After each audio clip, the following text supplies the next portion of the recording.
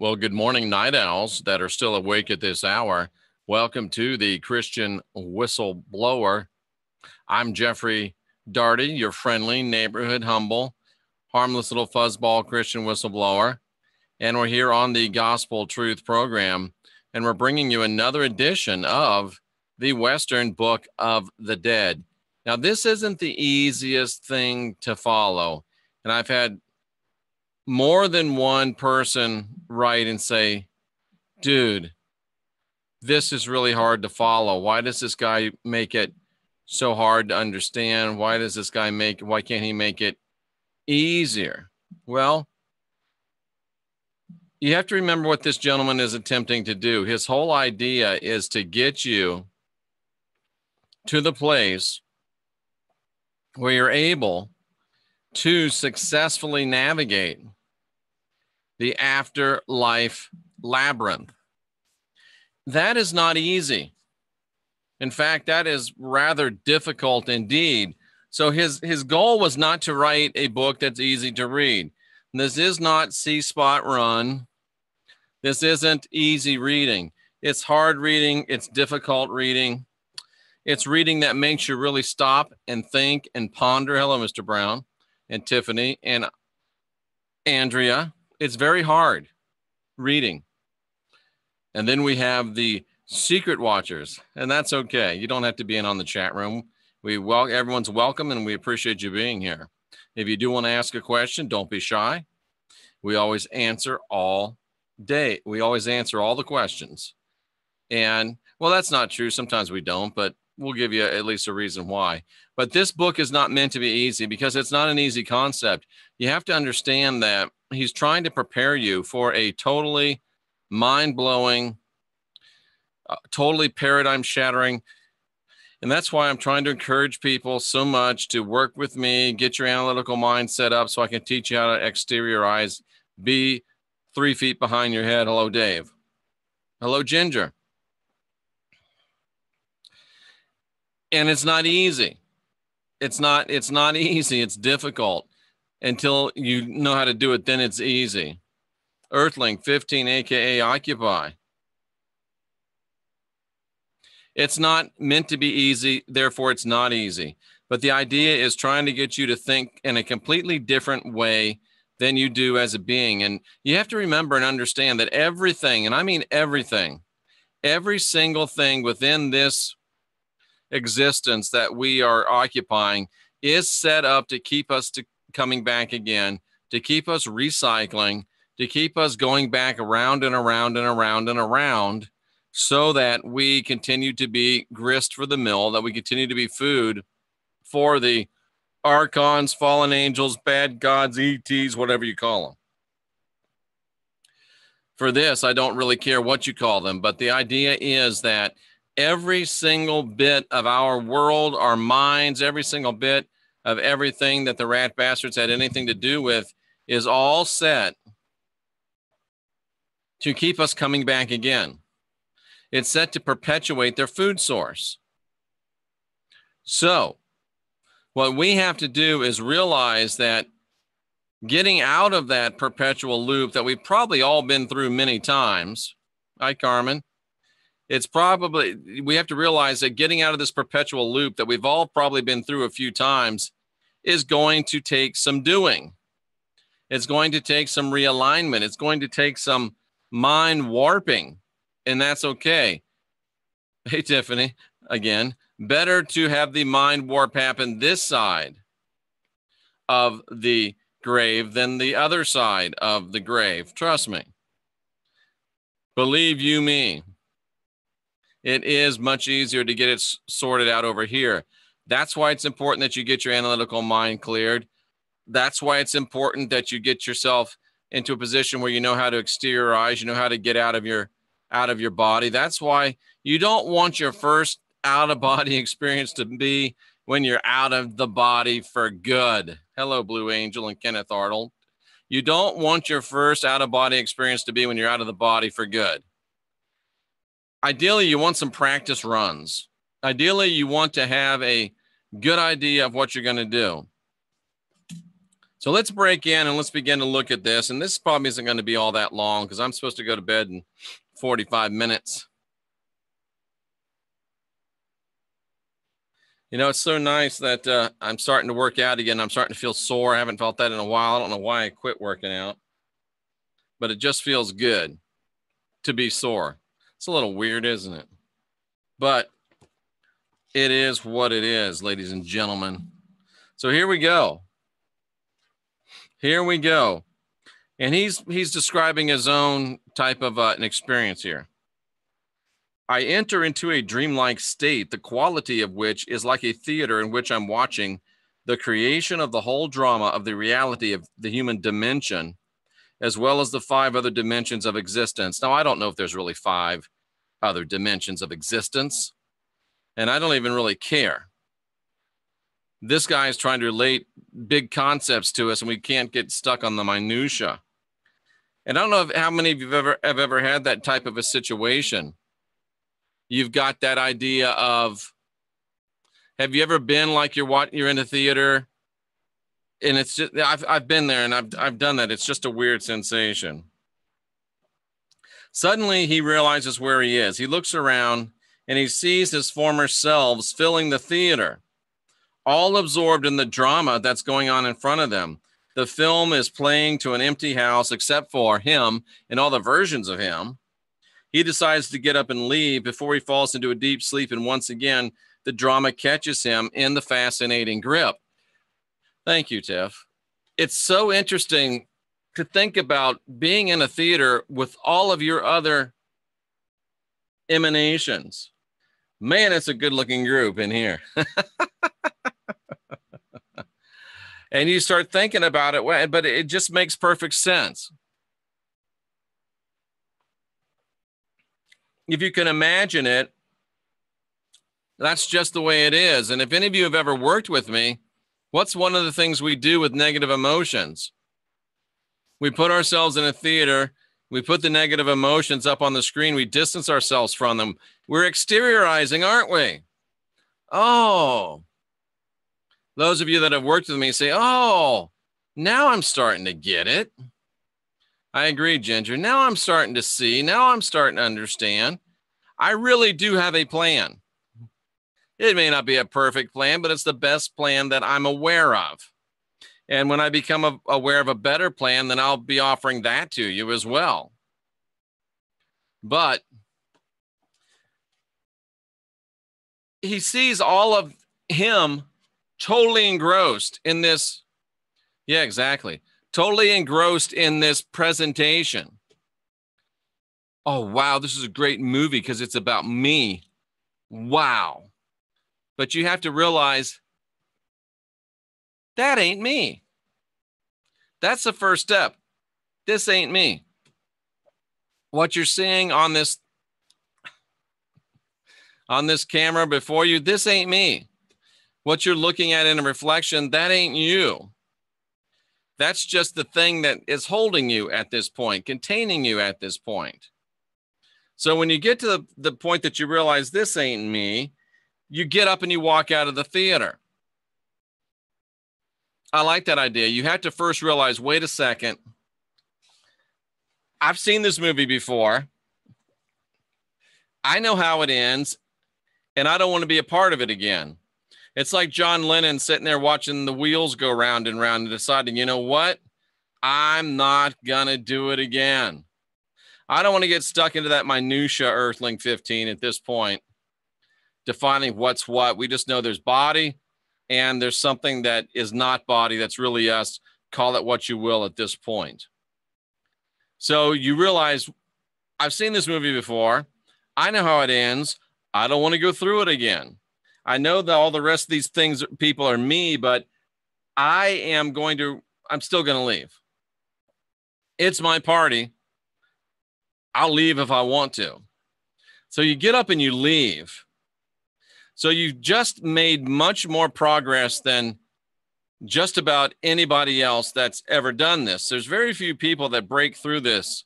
This might be the road is the way is narrow, but this might be the path to destruction is wide, and the road to life is narrow. This may be what the Christ was really talking about there. Light bulb. This may be, speaking of light bulbs, I didn't turn on the one behind me today. Oh, well. So this might be what they're talking about. So when you finally realize, wait a minute, not falling for this game, new masters, just like the old masters. It is difficult, Ginger. That's why we're doing this. New masters, just like the old masters, not going to go there again. So you get up and you walk out of the theater. Congratulations, you've just made a major breakthrough. However, you're at the beginning of the beginning.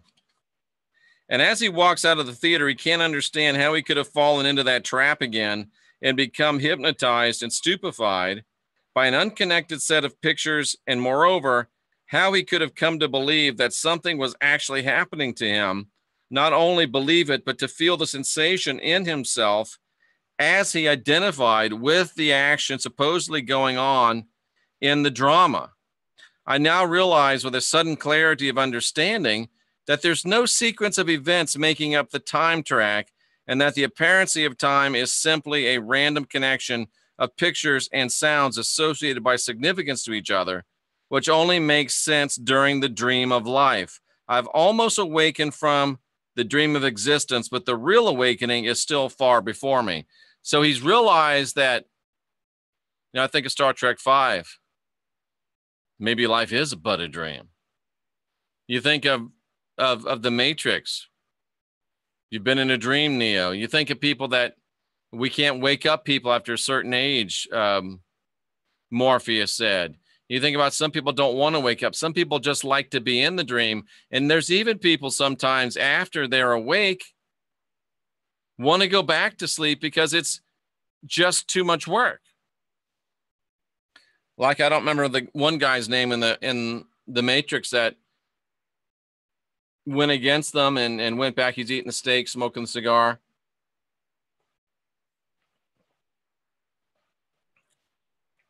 And I wonder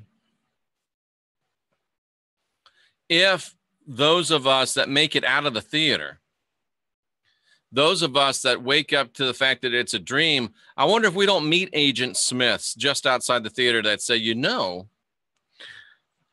we could put you back into the Matrix in a most pleasing, Joey Pants was his name. We could put you back in, Cypher, that's right. We can put you back into a most pleasing scenario. I wonder if we don't see that. Now, as I leave the theater, a guide rushes up to help me, but I become afraid and I try to get away from him. I don't know what to do. All I want to do at this point is find some central anchor point at which I can orient myself, ground myself in some way. I want to hold on to something because my mind and identity as a centralized ego are starting to disintegrate. Now, this is where I have a little bit of a difference with Mr. Gold. E.J. Gold, American Book of the Dead. I call it the Western Book of the Dead. He comes out of the theater, and a guide rushes up to meet him.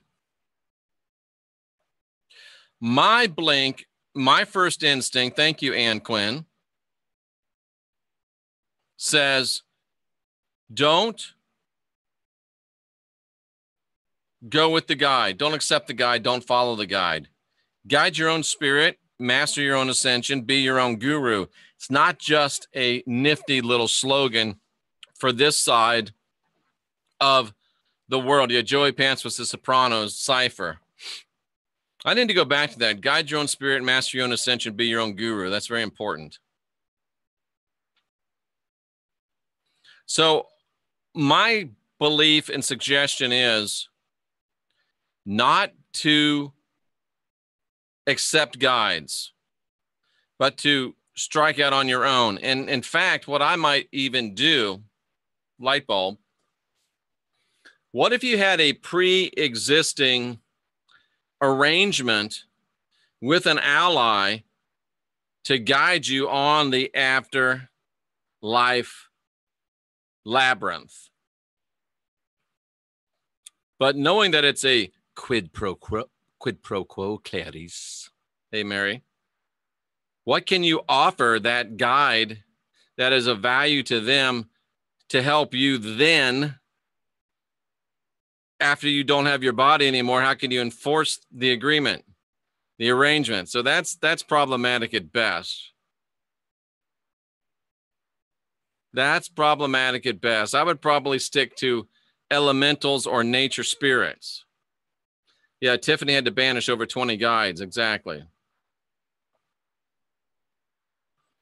Yeah, but the only problem is, Tiffany, you offer them praise in this life, and I'd be careful with that. IMO. You offer them praise in this life, but you have power in this life. You've got a body, and that's something they don't have, and it makes you very, very powerful. But once you don't have that body anymore, and you've been giving them that praise or whatever to keep up their end of the bargain. As Earthling 15 says, can they be trusted? Without time, you can't have any cause and effect. Is there no honor in any realm? Gary, I don't want to bet on there being honor and be wrong. You know what I mean?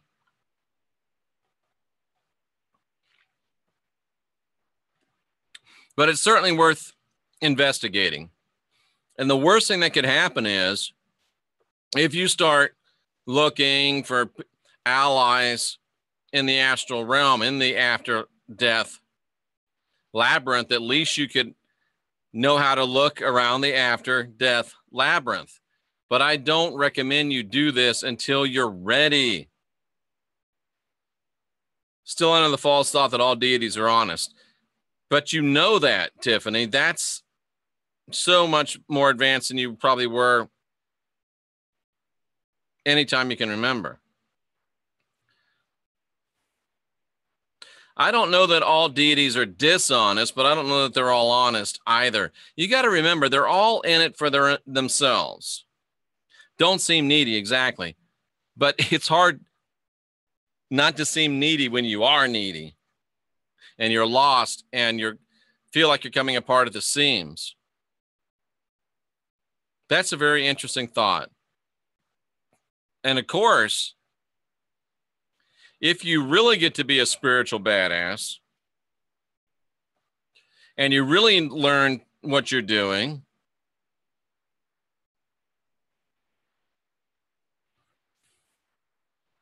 then you should be able to have the chutzpah to enforce your agreements when you get there. Dave Coy asks, and I can sense some skepticism, I believe. My spidey sense says there's some skepticism.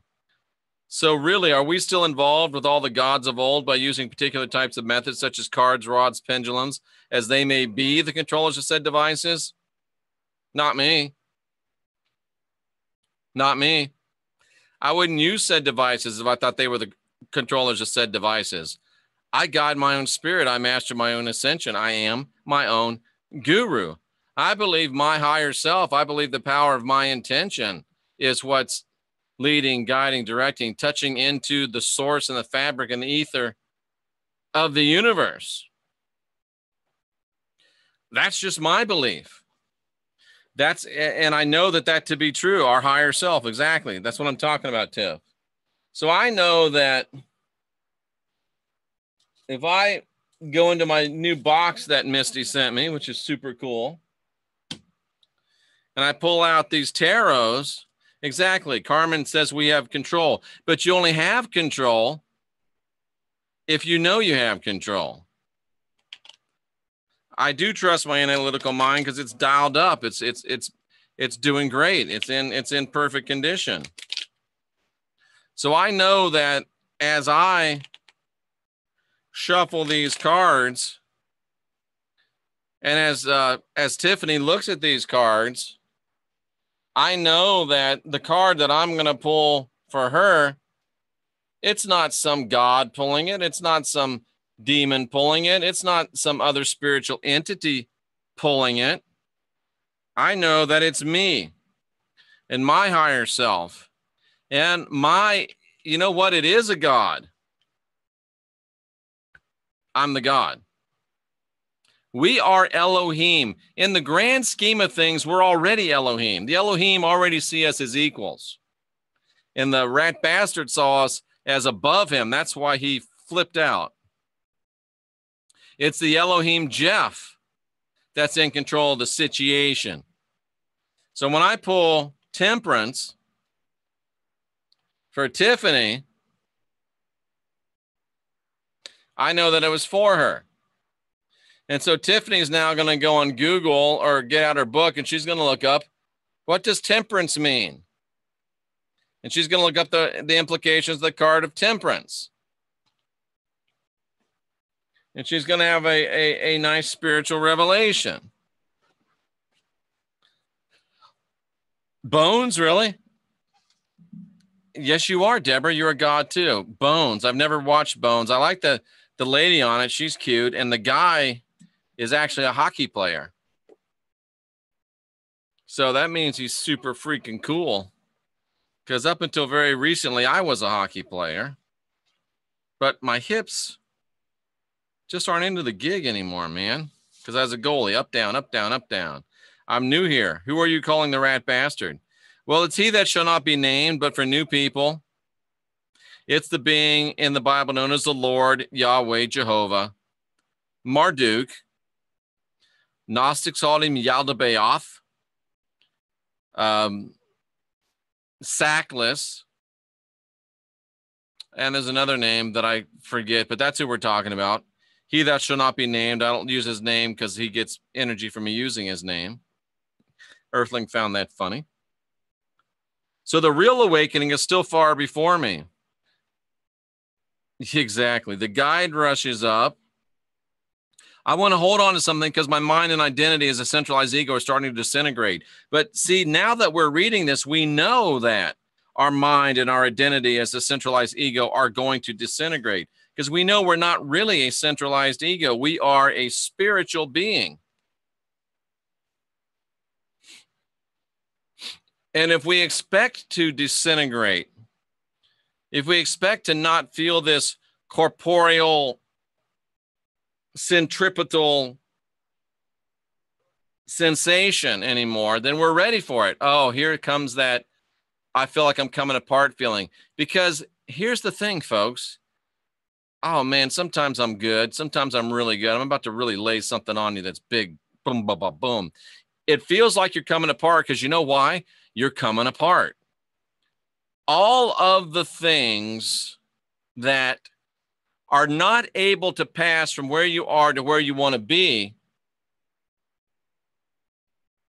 are falling off of you. They're coming apart.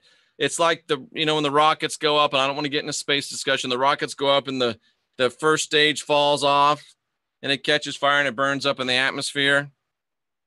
Don't go there. Just imagine it's an analogy. The same thing happens with you. All the things that aren't going to serve you, help you, or all the things and parts of you, your spiritual you, not this, the spiritual you that can't, won't, aren't needed to go to that next place are going to fall off. And because they've always been part of you, if you don't expect it to happen, you're freaking out. OMG, I'm coming apart. Instead of, oh, finally, I'm coming apart. You starting to get it? So we should expect to come apart. We should expect to have all the, if you're a meat eater, all the fat and bone that's going to get thrown away, come off us. If you're a vegetable eater, all the trimmings and bad spots and stuff like that. The things that you throw down the garbage disposal are the things that you put in the trash as you eat. Think of it in that analogy because that's really exactly what it is. So we wake up in the theater, we say, wait a minute, seen this movie, know how it ends, not going to be a part of it. All these good looking mofos in here that are me, well, sorry, I just can't, I gotta go. You walk out of the theater, here comes a guide, no thank you, I'll find my own way. You're starting to come apart, you're like, oh yeah, I knew this was coming. This is the stuff that I don't need that's falling off. Everything's cool. I'm still divine. I'm still sovereign. I'm still free. I knew this was going to happen. We talked about it on the Christian Whistleblower, the Gospel Truth Army, the Gospel Truth. We've been there, done that. We were expecting this. It's no big deal. It's not a surprise to us. This guy says, I feel that if I can find some point in which to center, I can maintain it. My sensations are running wild. As they no longer depend upon a biological machine to control and buffer them, I'm surprised to find I still have sensations. My sensations and perceptions are starting to bother me. I feel like I'm at the top of a roller coaster that's about to let go. I wish I hadn't begun the whole thing. See, that's why you don't want it to be your first time on the ride. I don't know how many of you have been to Universal Studios or been to Six Flags or whatever. First time you're on that roller coaster, 15th time you've been on that roller coaster, no big deal. So you've got to be ready for that. You got to be ready for that. Oh yeah, I know that when I go over this hump, it's going to give me this real feeling. So yeah, I know what that is. I'm okay. I'm cool. You've just got to know it. You just got to understand it. Start out on the merry-go-round before you hit the hurricane. There you go. And know that you can choose. The idea is to get it, to do it here so it's not your first time when you get it over there. There's the rippling sensation of being torn apart at the seams. Thank goodness that I'm being torn apart at the seams, because it's getting me ready to go where I want to go, and all this stuff that's being torn off can't go there. Mary Kendrick has a Native American guide named Rose. We don't really communicate. I just know she's there. With the knowledge, if I choose to communicate with her, I'm able. That's interesting. That really is. Not the least of which an American Indian named Rose is interesting to me. But see, I get in the weeds real fast. There's this feeling about being between consciousness and the biological machine. It feels like a yearning regret. It feels itchy. I feel exhausted, but I can't rest. This is the result of the breakdown of the effort I've been making during the lifetime to hold the ego and consciousness together. You don't understand the effort that it takes for us. The dulling of our senses for us to stay in these things, these meat suits.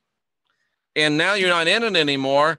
All of that energy that has been used to keep you suppressed, you're doing it to yourself, now is popping and crack-a-lacking. You feel like you're going to go insane, or that you already are insane. What do I keep saying to you? You've got to decide. Has the world gone crazy, or have you? If you think that you've gone crazy, then you're probably not ready for this yet. If you think you're crazy, you're not ready to be here yet. I would recommend you not listen to any more of these until you are convinced that it's not you that's crazy, but it's the world that's crazy.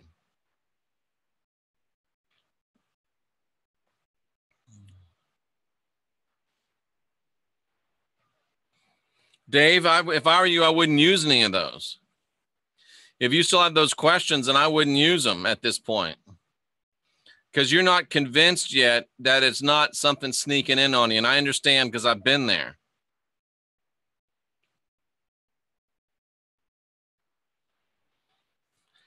Until you have realized, wait a second, because right now, I mean, when you left church or you left the real regular world of CNN and ABC and everybody, everybody said, you're crazy, you're crazy, you're crazy.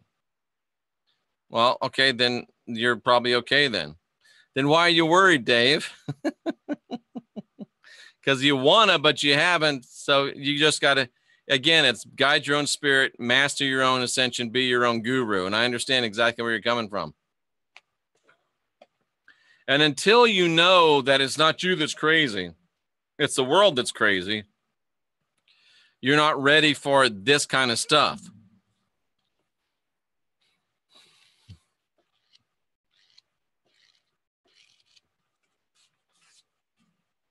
All right. My mind has ceased to function as it should. Expect that. Because your mind is not what you think it's been. My ordinary logic sense has stopped working. That's because you're not limited anymore. And if you get your analytical mind dialed up, and if you get the comforter activation, and if you get the connection to the divine database, then you've already experienced this, and you understand getting out of this mind and connecting to this mind. And you don't have to go through this period of disorientation at the worst possible time for you to go through this period of disorientation.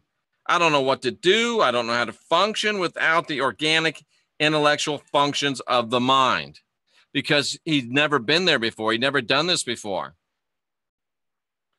That's why I do the things I do and constantly badger you. I know, oh, he just wants to make money. And yeah, that's why I do everything on a donation basis, because I just want to make money.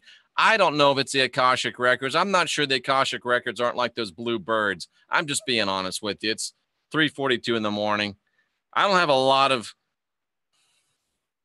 confidence in this Akashic Records thing. I'd rather just go straight to the comforter activation. I'd rather just get a hardwire connection to the divine database that John talks about. I trust John more than I trust these Akashic Record people. That's just me. Maybe I'm just jaded. I don't know.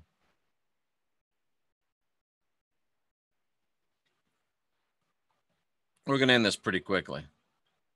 So, but this, he says, I feel like I'm going crazy. My mind's been torn apart, but then I understand I still have thoughts. Some part of my mind still is functioning. Your real mind is functioning. Your higher self is functioning. And you don't have this low self anymore. And if it's the first time that you felt it, it's very disorienting. That's why you want to feel it here first. This passes quickly because the guide has had time to begin moving me towards an orientation point as a first stage of movement in the macro dimensions that I encountered during this phase of the labyrinth voyage, a point which I've always called home. This is the safe space. And once I get there, I know it's going to be all right. I feel that if I can't get there fast enough, I ask the guide to hurry up. The guide tells me that we're going as fast as it's possible to go. The sensation and impression of travel is actually the passage of the sequence of events in this first stage. And then I arrive at this place called home. Does that bother anybody else? He's being led by this guide. He doesn't know this guide. How does he know this guide has his best interests at heart? None of them do. Hello, Crystal. I don't want to follow some guide, because if I'm going to wind up back here, I want to know exactly who to blame, and that's me. I don't want a guide. I want to guide my own spirit. I want to master my own ascension. I want to be my own guru.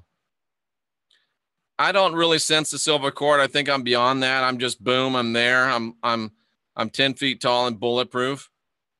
And that's what you have to be. You have to have that kind of a intention. Yea, though I walk through the valley of the shadow of death, I fear no evil, because I'm the baddest son of a bitch in the valley. That's the way you got to feel about it. And I don't recommend that prayer. I think it speaks for itself. What kind of a God leads you through the valley of the darkest shadows? One that's trying to keep you scared and dependent on him. Just use an analogy, folks. So I can't believe that the guide, there you go, T.A. Stingbat. I don't remember seeing your name before. If it is your first time, welcome. And what are you doing awake at 3:45 in the morning? I wouldn't ask anyone for directions. It's hard to trust here on earth. I never thought I'd be able to trust on the other side. I don't. I won't. In a way, you're a guide, though, Jeff. We have to use discernment. I see your point, but I'm not in the astral realm. And I don't have anything to gain. I'm not going to be able to eat you, live off you, subsist off you energetically. I guess I could, but that's another subject, and it's really creepy.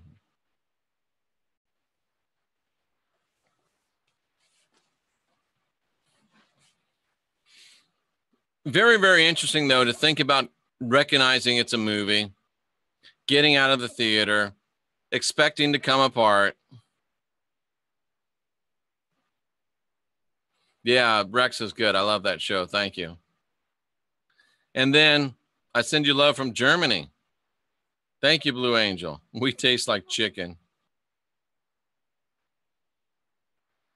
There you go. So that's where we're going to leave it for this morning. Interesting. Lots to ponder, lots to think about,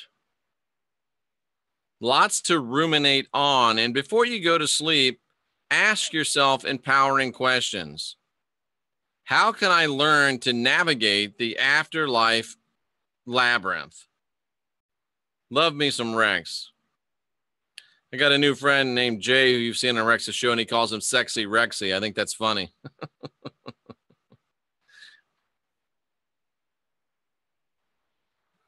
How do I navigate the afterlife labyrinth? How do I learn how to be 3 feet behind my head? How do I get control of my existence so I don't have to do it? How do I practice separating from my body so I don't have to do it over there for the first time? Ask yourself empowering questions. Tony Robbins says, and it's true, I don't think this is original from him. I think he got it from Bandler and Grinder, the originators of NLP. Or you could argue that Napoleon Hill and L. Ron Hubbard were the originators of NLP. Are you 3 feet behind your head over there or not? Not right now, but I could be at anytime I want. And that's the key. Where was I? Tony Robbins repeated, the quality of your life is dependent upon the quality of the questions you ask yourself. Oh no, when you travel, you're way further than 3 feet behind your head. You're off somewhere else. And interestingly enough, Rooney travels with me many times. Not right now, he's crashed, and he looks like a great big huge saber-toothed tiger when he's up there. I don't know if that's him or me singing him that way, but that's what he looks like. Same eyes and markings and everything, but he looks like a great big huge saber-toothed tiger. What was I just talking about? It's 3:49. I just got 5G'd. What was I talking about? I totally lost my train of thought. Sorry about that. It's the cat's fault. We'll blame the cat. Or we'll blame Gary for asking me questions that got me off track. But that's what you got to do. That's what you got to do. Tony Robbins said, the quality of your life, thank you, Ginger, is determined by the quality of the questions you ask yourself. People with a low quality of life ask themselves, why am I so stupid? People with a high quality of life ask themselves, how can I be smarter? People with a low quality of life ask themselves, why am I so fat? People with a high quality of life ask themselves, how can I get to my ideal body weight? People of a low quality of life say, how could I ever figure this out? No, that's a high quality question. People of a low quality life say, I'll never figure this out. People with a high quality of life say, how can I figure this out? Because your subconscious brain just takes programming. And if you ask, why am I so fat? It'll give you all the reasons why you're so fat. And that runs tapes. If you ask it, how can I get to my ideal weight? It'll also figure it out and run those tapes. Which tapes would you rather have running in your head? I know my answer.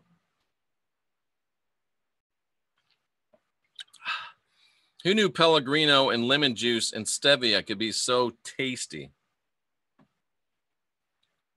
doing some fasting and stuff. So staying on the positive will help you ascend. It's not really so much the positive, Mr. Brown. It's asking yourself questions that give you answers that you need, that give you good, usable data. Like me saying, this is an example of me saying a bad question. Why do I never show you? Like when I forget to share, why don't I ever share this? See, that's a bad question.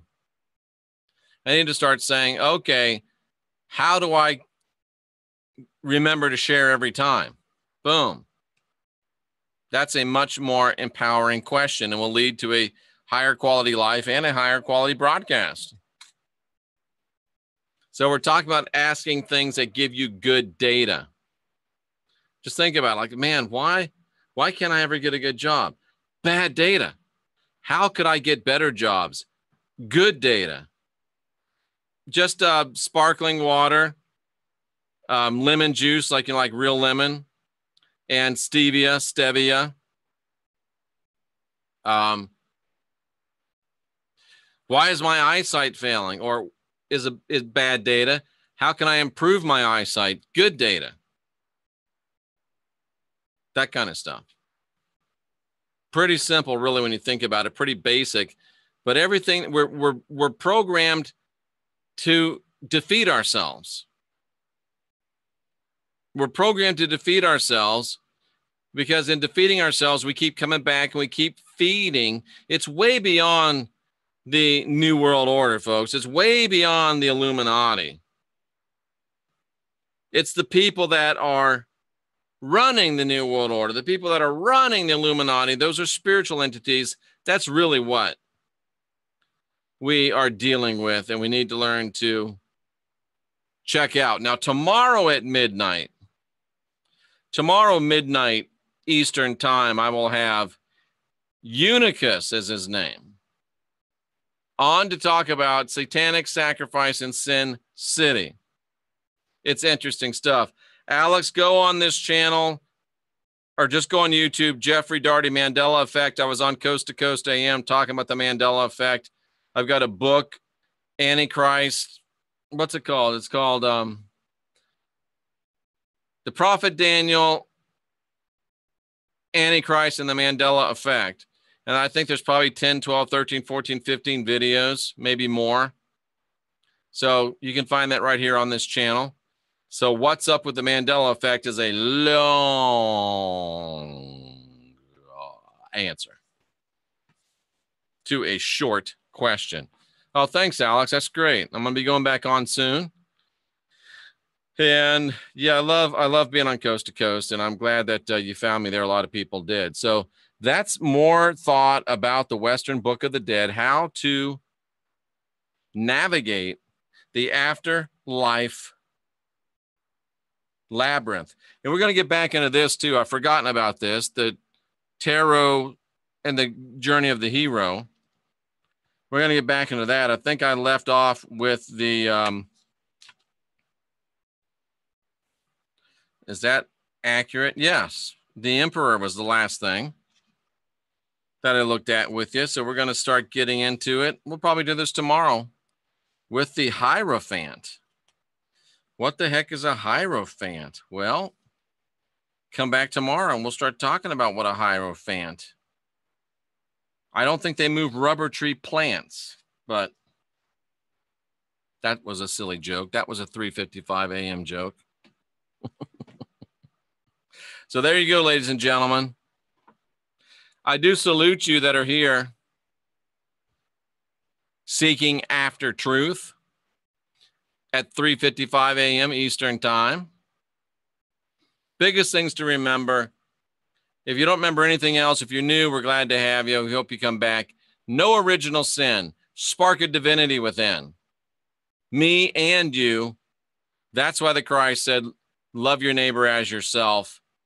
And that's why he said, that's the way you can know that you are part of his people, because you have love one for another.